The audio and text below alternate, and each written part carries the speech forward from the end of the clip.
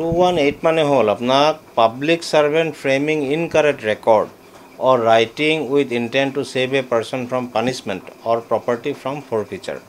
মানে ধৰি লওক আপোনাৰ বস্তুটো এনেকুৱা এজন পাব্লিক সাৰ্ভেণ্ট এটা ডিউটিত আছে কিন্তু তেওঁ এনেকুৱা কিছু তথ্য বনাই আছে বা এনেকুৱা তথ্য কিছু লিখিছে ৰেকৰ্ড প্ৰিপেয়াৰ কৰিছে ইন ৰাইটিং হ'ব লাগিব তেতিয়ালে হে আসামীজন বা এজন থাৰ্ড পাৰ্টিক আপোনাৰ এই ৰাইটিংৰ যোগেদি আপোনাৰ সহযোগ কৰিব পাৰে বা তেওঁক দুখমুক্ত হিচাপে ঘোষণা কৰিব পাৰে গতিকে তেনেকুৱা ধৰণৰ হেৰি কাৰণে আপোনাৰ মানে পানিশমেন্টৰ প্ৰভিজন আপোনাৰ আইপিসিটো আছিল কিন্তু এতিয়া বিএনএছএছত এক্স্যাক্টলি হেতু আপোনাৰ আহিছে তেনেকুৱা প্ৰভিজন ইয়াত ৰাখিছে আৰু হেতু কাৰণে পানিশমেন্ট আপোনাৰ shall be punished with imprisonment for a term which may extend to 3 বছৰ or with both ফাইনো হ'ব পাৰে বা 3 বছৰলৈকে সশ্ৰম কাৰাদণ্ড হ'ব পাৰে আপোনাৰ under 218 of the old IPC